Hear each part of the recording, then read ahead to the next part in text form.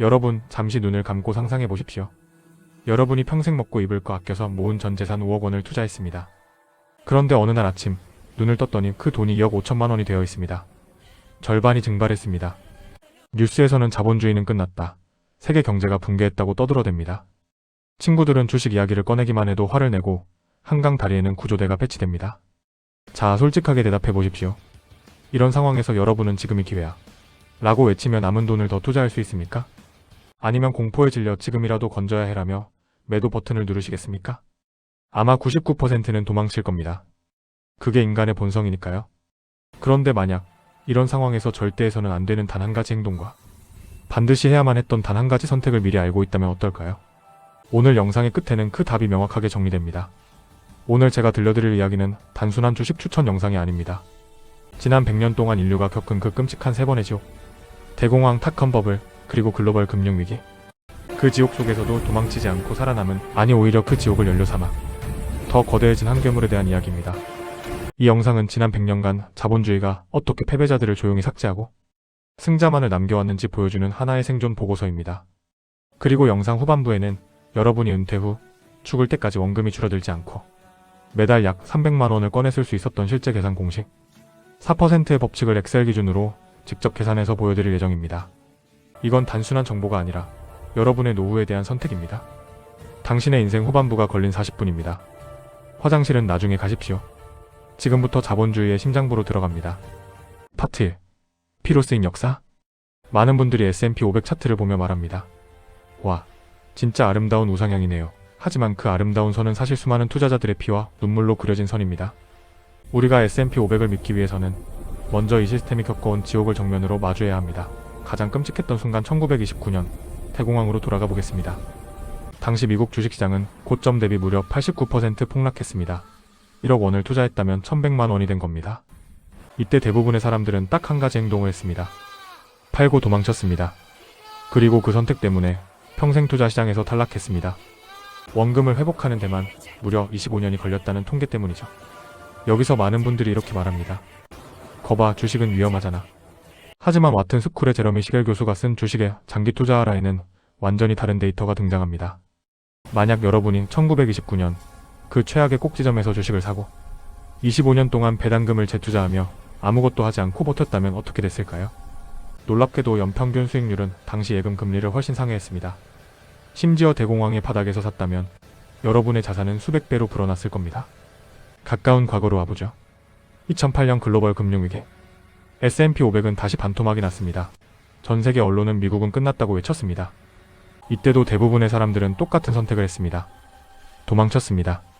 하지만 그 순간에도 자리를 지킨 사람들은 어떻게 됐을까요? 불과 5년 만에 전고점을 돌파했고 2009년 저점 대비 지금의 지수는 6배 이상 상승했습니다. 역사는 반복해서 말합니다. 시장이 망할 것 같은 공포의 순간이 사실은 인생을 바꿀 유일한 기회였다고요. S&P 500은 단순한 주가지수가 아닙니다. 지난 100년간 세계대전, 오일 쇼크, 전염병, 금융위기를 모두 짓밟고 올라온 하나의 불사조입니다. 이 사실을 믿지 못하면 여러분은 작은 조정장에도 조용히 털려나가는 개미가 될 뿐입니다. 파트 2. 왜 절대 죽지 않는가? 그렇다면 질문은 이것입니다. 도대체 왜? 어째서 미국의 S&P 500은 망하지 않는 걸까요? 미국이 강대국이라서? 반은 맞고 반은 틀렸습니다. 진짜 이유는 S&P 500의 주식 묶음이 아니라 살아있는 유기체처럼 작동하기 때문입니다. 이걸 설명하는 가장 정확한 단어는 신진대사입니다. 여러분의 몸을 보십시오. 어제의 당신과 오늘의 당신은 같은 사람이지만 같은 세포는 아닙니다. 늙은 세포는 죽고 새로운 세포가 그 자리를 채웁니다.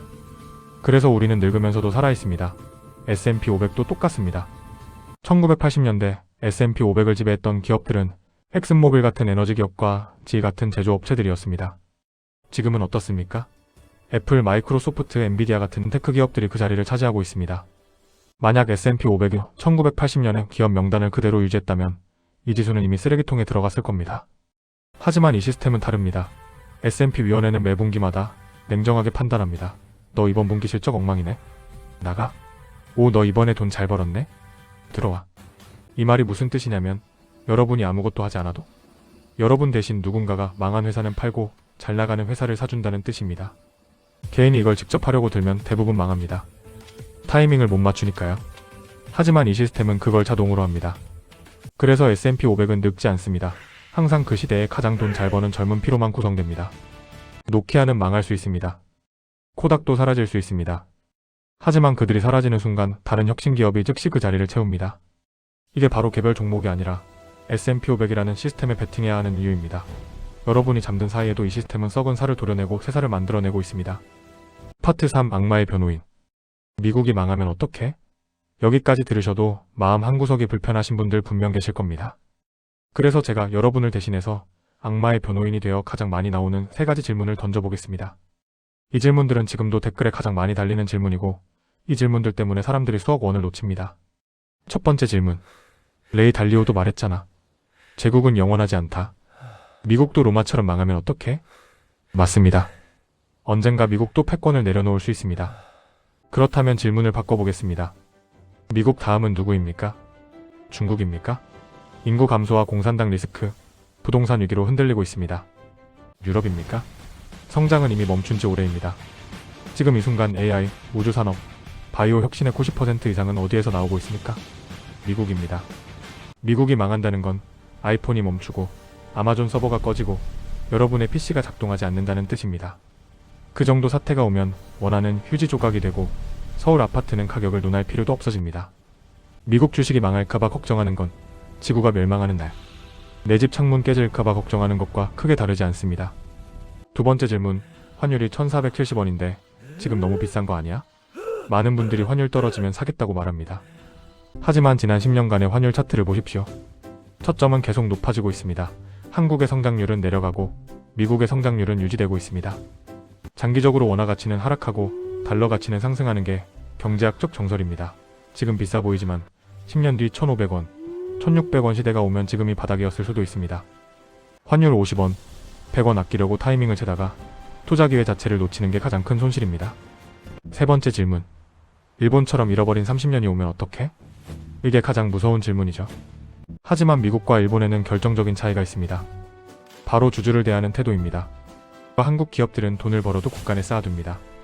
사내유보금으로 묶어두죠. 하지만 미국 기업들은 돈을 벌면 자사주 매입과 배당으로 미친듯이 주주에게 돌려줍니다. 지난 10년간 S&P 500 기업들이 자사주 매입에 쓴 돈만 수천조 원입니다. 주식수를 줄여서 주가를 강제로 끌어올리는 구조입니다.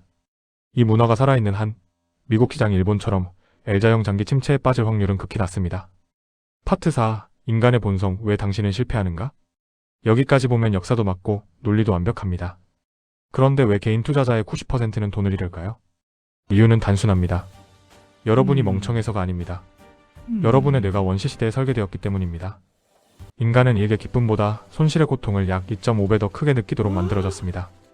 이걸 행동경제학에서는 손실 회피 편향이라고 합니다. 그래서 대부분의 사람들은 실패한 게 아닙니다. 애초에 성공할 수 없도록 설계되어 있었습니다. 원시시대에는 사과 하나 더 얻는 것보다 호랑이를 피해 도망치는 게 훨씬 중요했으니까요. 그래서 차트가 파랗게 물들면 우리 뇌는 이성보다 먼저 비명을 지릅니다. 도망쳐. 그래서 바닥에서 팔고 다시 오르면 꼭대기에서 사는 가장 비싼 선택을 반복합니다. 여러분이 투자에 실패하는 이유는 지식이 부족해서가 아닙니다. 본능을 이기지 못해서입니다. 그래서 S&P 500 적립식 투자가 위대한 겁니다. 본능이 개입할 틈 없이 기계처럼 사는 것, 자신의 뇌를 믿지 않고 검증된 시스템을 믿는 것, 이게 원시인의 뇌를 가진 우리가 자본주의에서 이길 수 있는 유일한 해킹입니다. 파트 5. 출구 전략, 4%의 법칙과 트리니티 연구. 이제 마지막 퍼즐입니다. 여기서부터는 아는 사람과 모르는 사람의 노후가 완전히 갈립니다. 모으는 건 알겠는데 언제 어떻게 써야 부자가 되는 거야? 여기서 트리니티 대학의 4%의 법칙이 등장합니다. 미국 트리니티 대학 연구진은 1926년부터 1995년까지 모든 데이터를 분석했습니다. 주식과 채권을 7대3 혹은 5대5로 섞은 포트폴리오에서 매년 원금의 4%를 꺼냈으면 어떻게 될까? 30년 뒤 자산이 고갈될 확률은 거의 0에 가까웠습니다. 오히려 돈을 쓰고도 자산이 늘어나는 경우가 대부분이었습니다. 이게 무슨 뜻일까요? 여러분이 S&P 500을 꾸준히 모아서 은퇴 시점에 10억 원을 만들었다고 가정합시다.